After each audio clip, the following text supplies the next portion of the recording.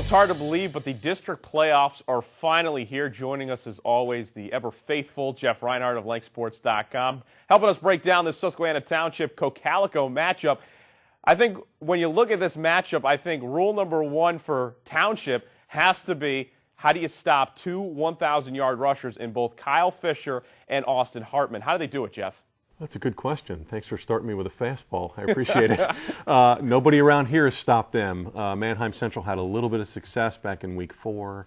That was Cocalico's lone loss here all season. Don't forget they were winning that game 14-0 in the first quarter, and then the Barons woke up. Look out. Nobody around here has had much success with either of those two. They're both a handful. Kyle with his speed game, which is unbelievable. When he gets to the corner, look out. Hartman slugging it out between the tackles has been fabulous. What a breakout year for him. He's over 1,100 yards. Fisher's over 1,500 yards and 23 touchdowns. He can also, Kyle can also beat you catching passes and in the return game. So yeah, Township's focus has got to be those two guys for sure. And don't forget Matt Carty. He's over 600 rushing yards. They're tricky. Cocalico's got a lot of weapons. So pick your poison with those guys, but Township's defense will definitely be under the spotlight here. Those guys got to make plays against some really, really good playmakers. And arguably they're playing their best football right now, a 6-game win streak coming into this game.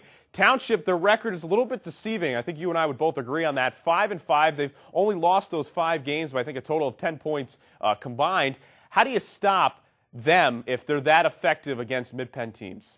Well, they have a good thing coming in. Like you said, their 5 losses, the teams that beat them are a combined 40-10. So, wow, that's a great stat. They've taken on 2 undefeated teams, Mechanicsburg, which is the 1 seed in triple, and Steel High, which is the 1 seed in single A, the defending state champs. Lost to Steel High by 2 points, lost to Mechanicsburg by 1 point. So Township's doing some things, that's for sure. Their quarterback, Mr. Dupree, having a good year. Dual threat kind of a kid, 1,200 passing yards, almost 800 rushing yards. He's a concern. I know Coach Gingrich was also concerned with their speed game. I know Cocalico's got the speed game with Fisher, but Coach Gingrich was mucho concerned with Township's speed game. Could be a speed kind of a game. Who can contain whose speed late? Throw their record out. Just throw the 5-5 and the 13 seed out. Township can play. Well, now, one of the things in playoff, it's always a benefit to you is if you have home field advantage. Last year, Coach Gingrich talking about the loss to Hershey, how it was difficult to play on the road in such a pressure type of environment. This year, having a home game, how much more beneficial will that be to the Eagles' success in getting a victory over Township? That's large. They had to go on the road last year.